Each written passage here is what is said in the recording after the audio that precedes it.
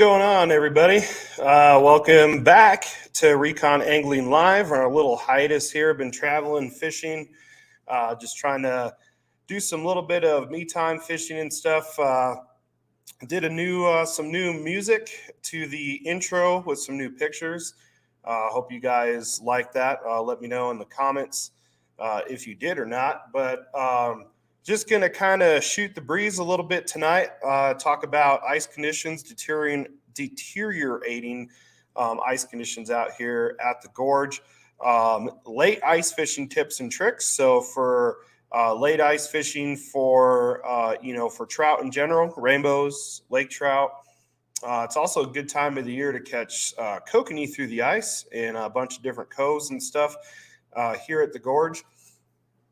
And then we'll talk a little bit about the cool trip that we were on to Cascade. Learned a bunch of stuff. The perch out there are huge. We fished the Cascade Cup tournament. Some of you that follow me on my regular page know. Anyway, we went out there, and the bite was a little tough, but we powered through it and found some decent fish. And never having fished the lake before and going out there and fishing the tournament, we were pretty happy with what we were able to do. We'll kind of give it a few moments here for everybody to get caught up. We'll try to be live again next Tuesday or possibly Friday night next week to discuss a few other things. Got some big announcements coming up, so just bear with us here while we do that. We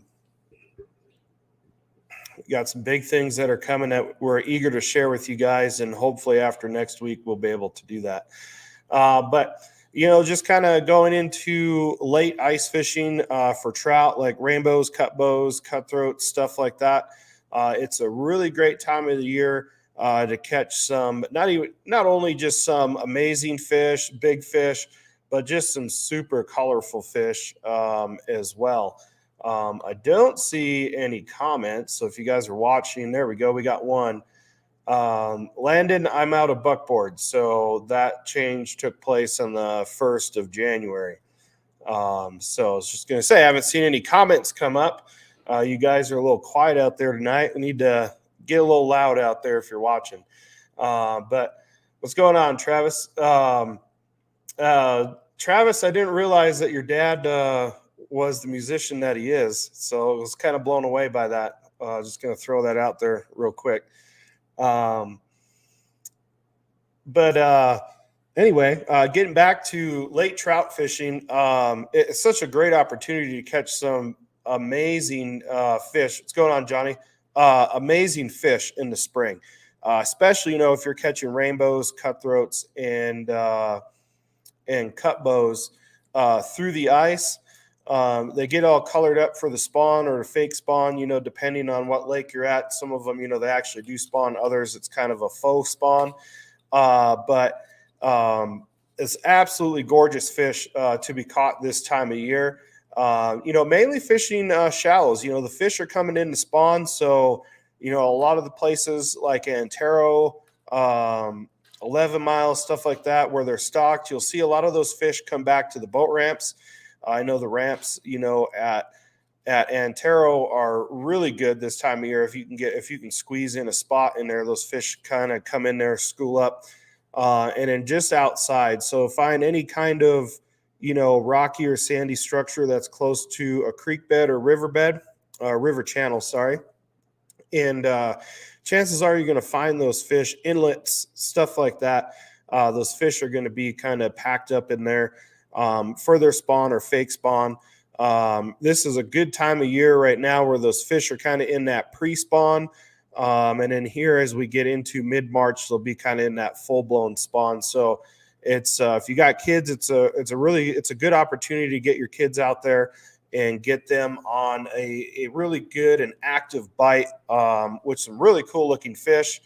Fishing that shallow water, that anywhere from that 3 to 8 foot of water is generally where you're going to find those fish first thing in the morning.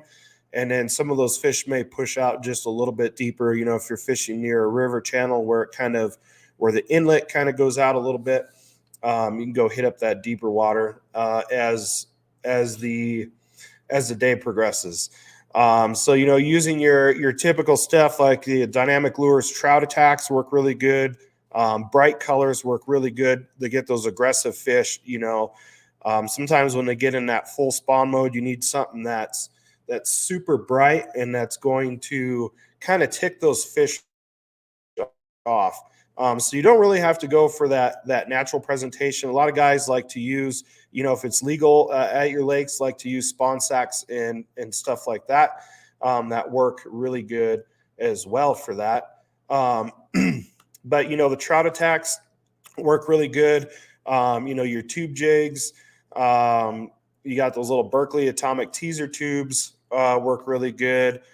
Spoons, HD ices. It's really a great time of year if you can get on a good bite to just kind of test your arsenal that you have and see, you know, get out of your comfort zone and see what else is working other than your go-to stuff. It's hard to do, but I have learned throughout the years, especially since I started guiding, you know, especially if you can have more than one line out there, have your go-to out there and then try something new, see if it works. If it doesn't, switch it out to something different that you haven't used. And I've actually found quite a few different techniques and lures and stuff like that that work really good. And, you know, I've replaced a couple of trustworthy things, and now I have more tools in my arsenal. So when that bite slows down, I have, you know, my toolbox is bigger. You know, just kind of like having, you know, when you first start out with tools, you know, you have a flathead and a Phillips screwdriver. You know, you don't have those, you know, the star bits and the Allen wrench heads and all that other stuff. You can think of it as the same thing, right? You have your go-tos, which are the Phillips and the flathead.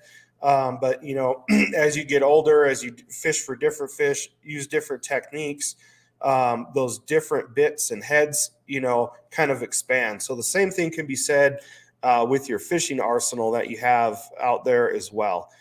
So something to just keep in mind out there if you guys, you know, spring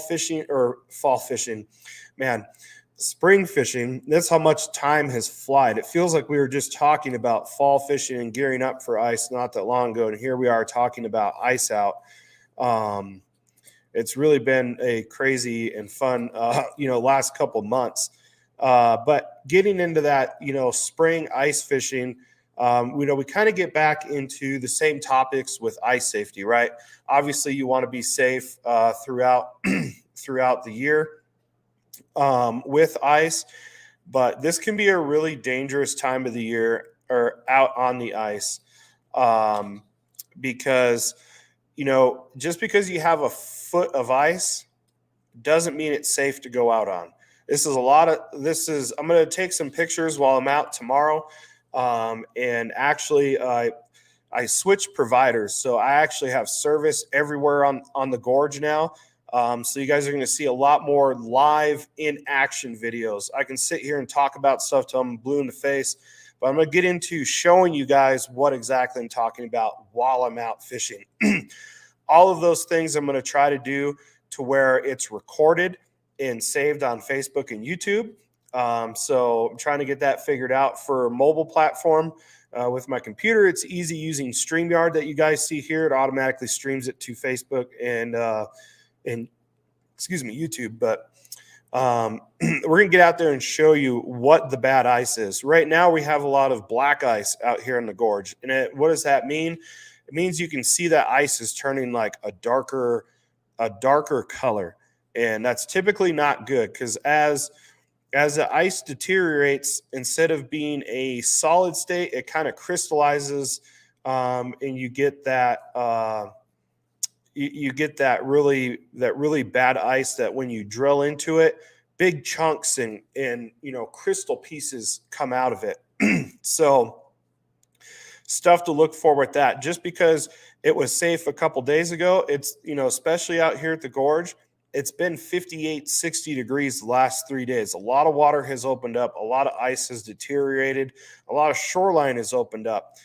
We are supposed to get some colder weather. All that's going to do, and this is when we went out the other day, what we found out is a lot of the stuff that looks safe to walk on is only about 1 inch to 1.5 inches thick. So it's just thick enough for you to get out on a little bit and fall through. So just make sure you guys got your spud bars. Make sure, if you have a floating suit, doesn't matter how hot it is, you wear the top, you wear the bottoms. You wear ice picks out there. You have a throw rope with you. Just all the stuff like that. Bring boards out if you're crossing pressure ridges so you can get back. Just all that safety stuff. Johnny wants to know, how about size? Does it matter? And he's talking about fishing terms. So, this time of year, different. I don't really feel that size really makes a big difference especially when they're in that pre-spawn. Those fish are really active, really aggressive, feeding heavily. Keep an eye on the pressure systems. If it's a high pressure system, you might want to downsize a little bit. Once you get more into that low pressure system, like we have coming in tomorrow, those fish are going to be pretty active, so you can be a little bit more aggressive with your presentation and your lure size. So just stuff to kind of think about with that. There's so much stuff that's out there, guys, that you can use. Also want to give a quick shout out. As you guys see, I got the Razor Ice Augers hat. If you haven't checked out their augers, go check them out. It's an American company, small company, really great augers. I have the 10-inch, and it is phenomenal for cutting holes. This thing has got some power. It is a little bit heavier than the Strike Master. I kind of went over that last time when we talked about new products and stuff.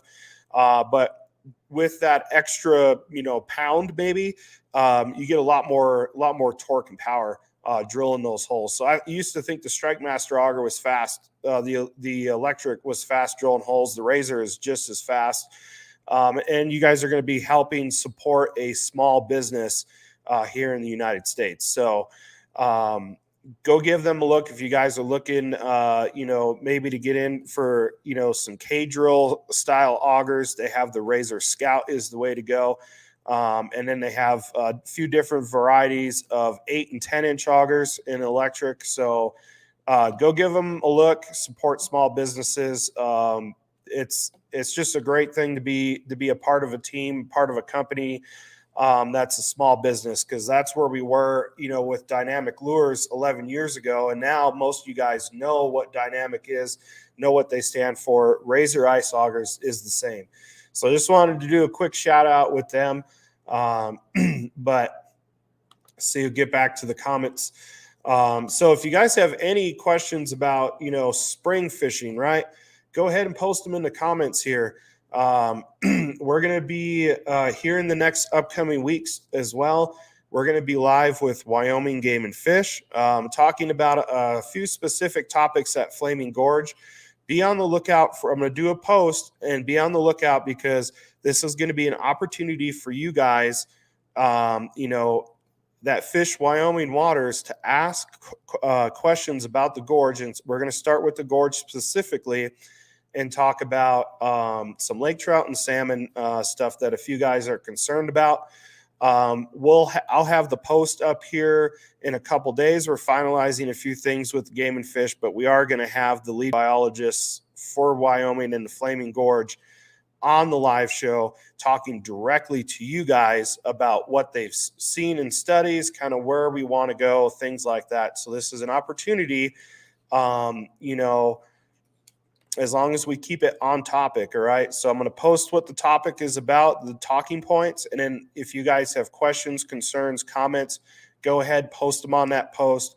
We're going to share that with Game and Fish. And when we come on live, we're going to talk about, it's going to be a pretty structured show. Usually, we're pretty laid back. This show is going to be a little bit more structured. And then you guys are going to get from the horse's mouth, information about why they're doing what they're doing, why they haven't done certain things. So we'll get more into that in the next week or two. So be on the lookout for that. Really excited to kind of have them on here, and for them to be willing to come on a show and talk to the public about certain stuff as well. So we have a few things coming on here too. You'll kind of be seeing me on Buckboard's live stream as well. We're going to go after that. We're going to go kind of more in depth as to why we're doing certain things the way we are, and kind of inform you guys in an educational series about, the studies out on the lake here. And long story short, it's not good for all you guys that, want to fish for and catch trophy size fish. There's a lot of stuff we need to start doing now so that the ecosystem here doesn't collapse. And that's really what we're trying to prevent. Is you guys know, of course, I'm a fishing guide. I want to be able to go out and catch big fish, but I want you guys and the general public to be able to come out here and enjoy the same experience. And if we don't work together on this, we're not going to have a great fishery like this. Yeah, and that's Jeremy. That's what we talked to him about that, and they just want you guys to know the truth about what's going on. No, lack of better terms, no bullshit, stuff like that. From having discussions with them, I learned about a lot of why they're doing what they're doing, why they haven't done certain things, and kind of where we're going with the future of the fisheries. And with the water levels and the droughts that we're having down at Powell and Blue Mesa and all that, and the gorge, it's all interconnected. So it's really going to be something special for you guys to be able to be a part of. So I'll do the post, and let's have an open mind. Let's ask questions. Let's be respectful. They're coming on just to show you guys, hey, we truly are trying to be here for you. We want your input, and stuff like that. So Greg wants to know, how likely is it there will be brown trout and catfish stocked in the gorge? If so, how soon? Greg, I can say, as you know, we do have petitions here at Buckboard and a few other places for people to sign, showing their interest that they do want brown trout and catfish stocked at the gorge again. So that is something that we are working on, and hopefully gonna have a better answer for you. When we talk with Game and Fish and stuff like that. But it's going to be a pretty structured show, so I want to give you guys a heads up with that. There'll be plenty of notice, and so we'll just kind of go from there with that. So, man, I just went on a little rant there. Anyway, long story short, I think it's super cool that they're willing to even come on the show and just be live and talk with you guys. I think that says a lot about their sincerity in what they want to do. But if you guys have any questions about spring fishing, I'll give it a few minutes for you guys to talk about, spring through the ice. Here in a couple weeks, we'll start doing open water spring fishing tips, tactics, stuff like that. It's a great time to go catch massive lake trout from shore, pike, all kinds of stuff. But I'll give it a few minutes. Otherwise, we're going to kind of jump into and talk about Cascade perch here in a little bit. So I'll just kind of have a brief moment of silence here for you guys to get caught up. I know there is a little delay with the live stream. So if you guys have any questions, comments, stuff like that for, late ice fishing, go ahead and post them on there. Have a little bit of cat tongue going on.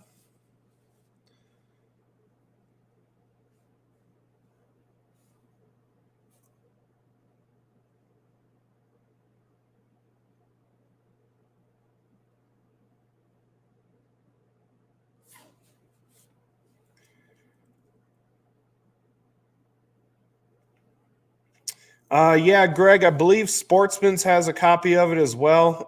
We also brought it to a few of the mines and stuff for them to sign too, the coal plant, stuff like that. So I don't know exactly where all the petition is, but I do know we handed it out to, or Tony handed it out to a bunch of places. So.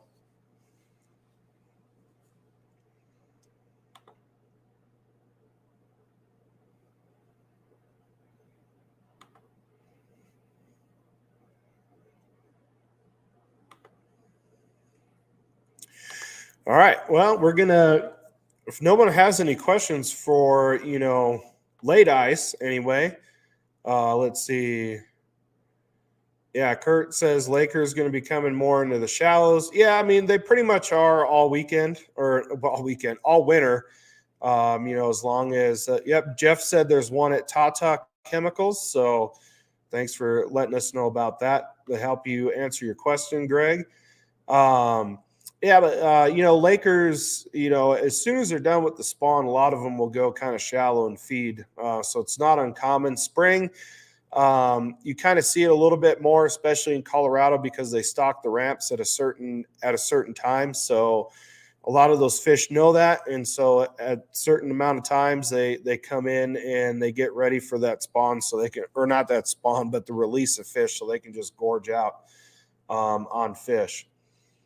So yeah. Anyway, we're going to talk about Cascade Mega Perch. So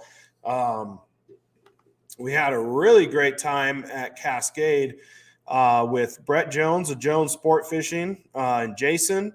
So we went out there, hung out at Tackle Tom's. So shout out to Tackle Tom's out there in Cascade, but got to hang out with a few of the guys there, do some fishing, get out and get my butt kicked for once. So it's good to get humbled every now and again when you're out fishing. And the first day I went out perch fishing, I definitely got humbled.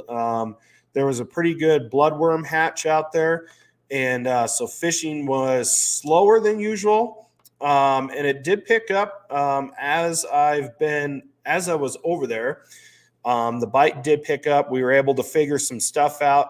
And this is where livescope came in. It was so essential to my success at Cascade, because I could physically see the perch out there with their nose down, tail up in the mud, slowly rooting through all the bottom.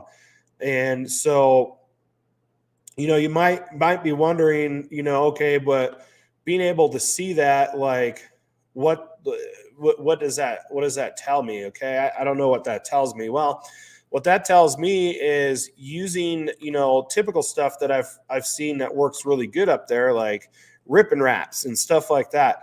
That bite's probably not going to work because those fish aren't chasing the other juvenile perch.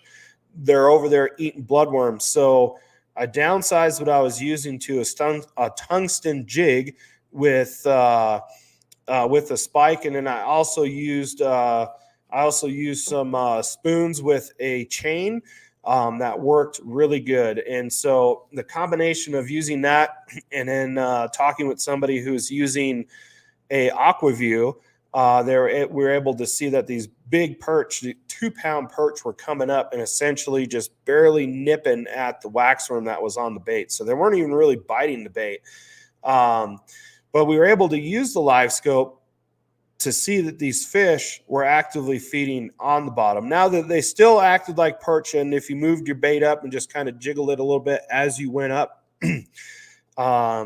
they would come up. However, what we noticed is using live scope, if you kind of shook it too much when you went up, they wouldn't bite. They liked just a gradual raise presentation when you were doing the raise, and they would come up and smoke it. But if you shaked it too much, they wouldn't bite. So not a very super aggressive bite. We had did a lot of moving, a lot of grinding for solid fish. The first day I was able to weigh just under 4.5 pounds for 3 perch, which anywhere else is pretty good, right? But you needed a 6-pound average for 3 perch to really get in the money.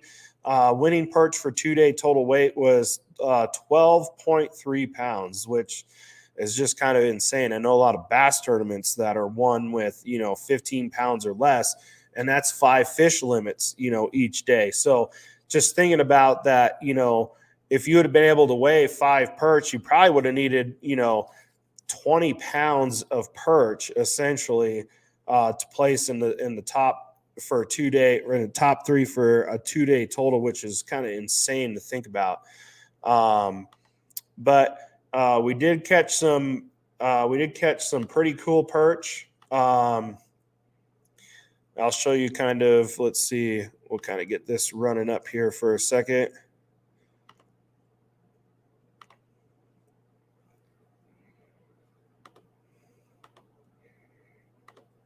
So this one had really cool markings on it. Nice big 14-inch male. And then you got the 14-inch female over on the other side. Just another picture of it. But really cool perch. And these are big perch, but they're not, they're not huge perch for Cascade, which is kind of crazy to think about.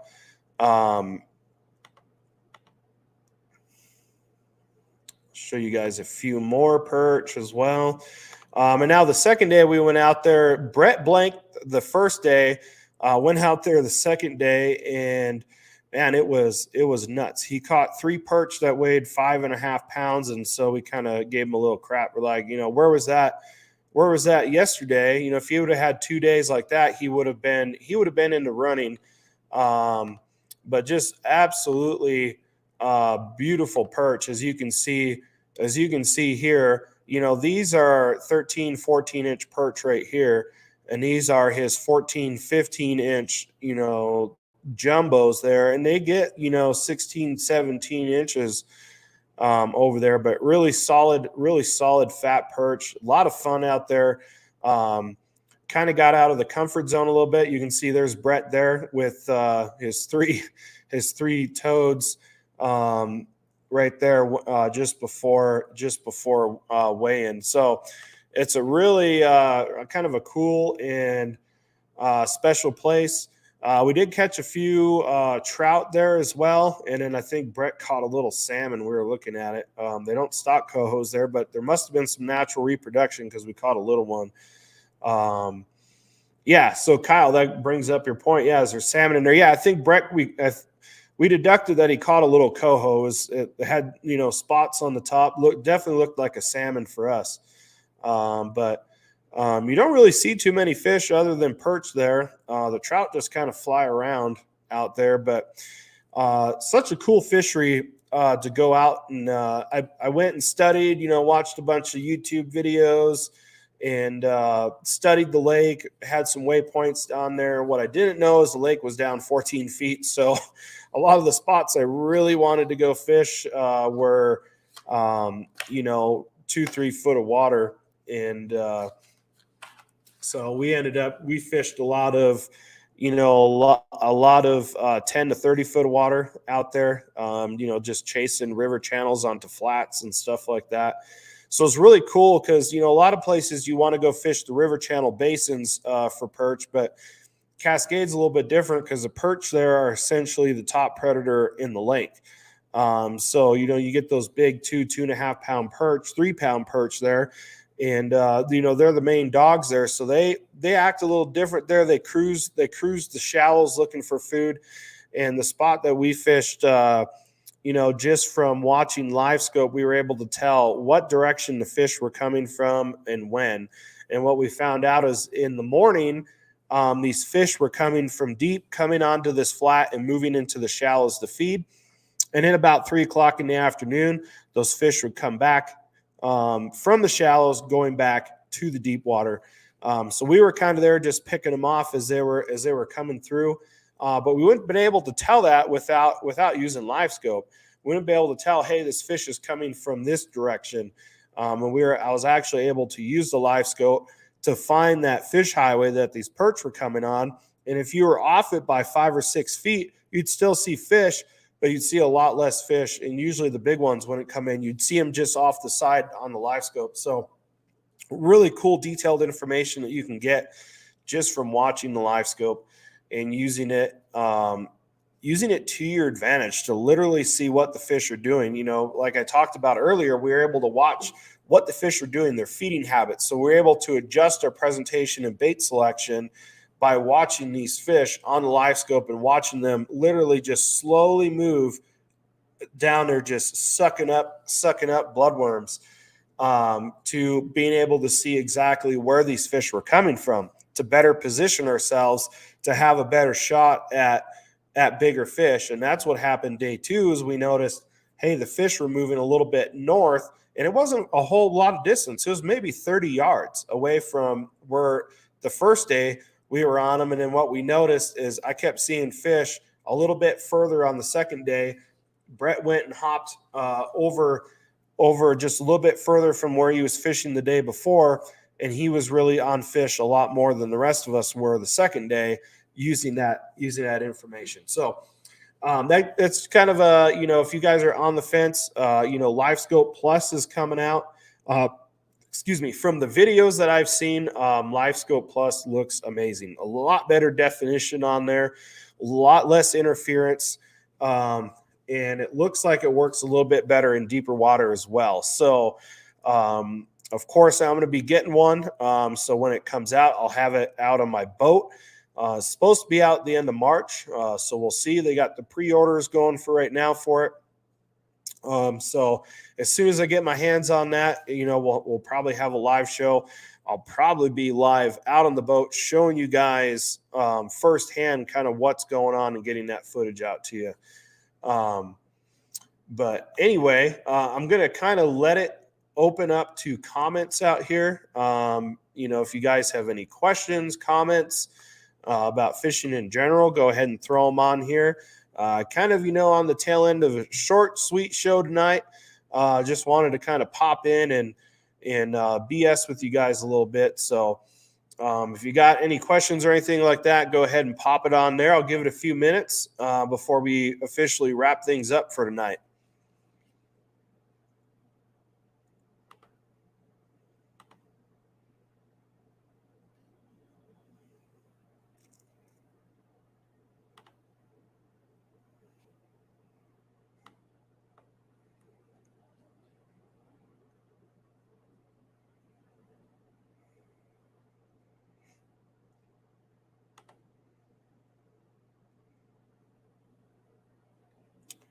All right. Yeah, once again, give a few more minutes for you guys. You got any questions or anything like that? It's kind of open discussion right now. Otherwise, if there's really not a whole lot, we're going to go ahead and wrap the show up. But I just wanted to give you guys a few moments. If there's something you wanted to talk about or discuss, we can go ahead and talk about that real quick.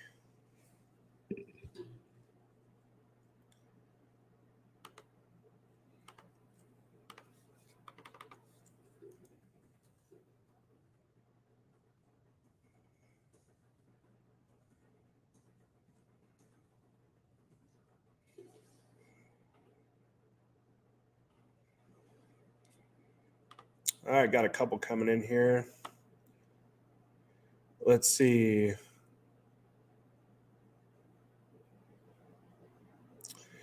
Yeah, Kyle says they have that old Utah State study. Yeah, so Game and Fish did a study back in 2017, so it's been 5 years ago.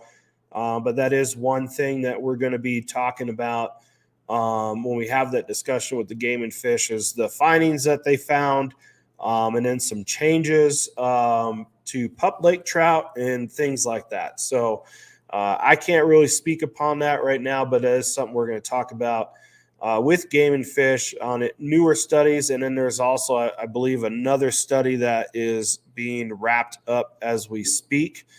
So there's some ongoing stuff. So you guys are going to see there's going to be, a little bit of some change of information coming out. But, as the fishery changes, information changes, and then regulations change. So that's all going to kind of go hand in hand. And that's pretty much all I can say about that at this time. But just kind of know that that's stuff we will be talking about. Thanks, Nunny. Thanks, Victoria. All right. Well, if there's no more questions, I'm going to give it just a little bit longer. Don't be shy. But, we got a few people watching. So if you guys got any questions, comments, now's the time before we go ahead and wrap it up. Probably give it about 2 more minutes. Yep, just a few more minutes here. Let's see. Nope, Greg, nothing about smallmouth. Right now, the main concern is kokanee and lake trout. So that's kind of where we're at right now. They're just taking it a few steps at a time. Smallmouth, I really don't see you being able to keep any in the Wyoming side for quite some time. So Nick wants to know, let's see, what's the favorite lure to target kokanee under the ice? So there's a few. The pink kokaneator works really good through the ice. I've also caught a lot of fish on the white trout attack. A lot of salmon anyway. If you guys are familiar with the PK flutterfish, the small size about inch and a half or so, in the pink and white works really good too. Tipped with gulp maggots or mealworms looks pretty good. That is what I would use. So let's see. Nick wants to know if we could use one lure or jig when fishing for lake trout. What would you use? Probably a 7-inch white tube jig. That seems to just do really good. So just a white tube in general catches just about anything that's under the water. I've caught just about everything: lake trout, brook trout, brown trout, rainbows, smallmouth. The white tube works really good. So it's kind of a basic color, but it is kind of a go-to.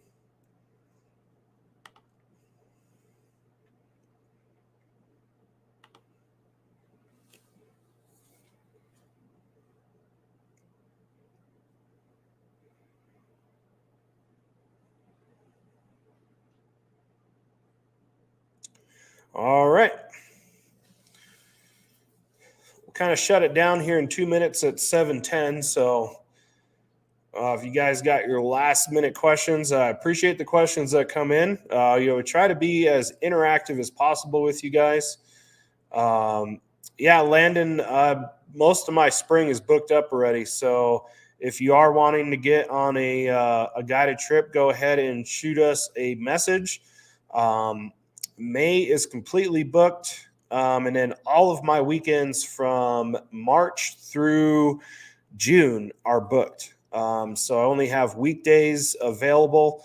If you guys want to try to get out here, I got weekdays available, but no weekends are available to book for fishing. So, and I have limited availability. I think I have about 10 or 15 days between March, April, and June left. So I'm getting pretty booked. Nick wants to know when jigging for lake trout. Do you have a jigging cadence? Yeah, I do, Nick. So if you go back on our YouTube page, I go over all of that in a separate video. I'm not going to really get into that tonight. But if you want to go watch that video, it's the basics of lake trout. And then I go over a jigging cadence and stuff like that. If you want to learn how to jig for big fish, my best recommendation is to book a trip. And it's better to show you in person than try to explain it. As most people know that have come out with me, it's easier for me to show you than try to tell you what to do. So we'll just kind of leave that one there. So anyway, appreciate you guys for coming on the live show, being interactive with me, supporting the page. If you haven't, go ahead and like and subscribe. So if you're on Facebook, go ahead, like Recon Angling. You can turn on notifications. So if we go live randomly, you'll get a notification and have an opportunity to watch. Everything should be saved to Facebook, so you can go back and watch at a later time. Same thing with YouTube. If you haven't, go ahead and subscribe. And we're going to, hopefully pump out more content this year now that I'm actually going to have service. I like to do stuff live rather than shoot video, edit it, and post it. I'd rather just be live and talk about it while I do it and then save it. I think it's more interactive that way with you guys. And I feel like I get more out of it with you guys. So thanks again for watching and showing us support, and we'll catch you guys next week.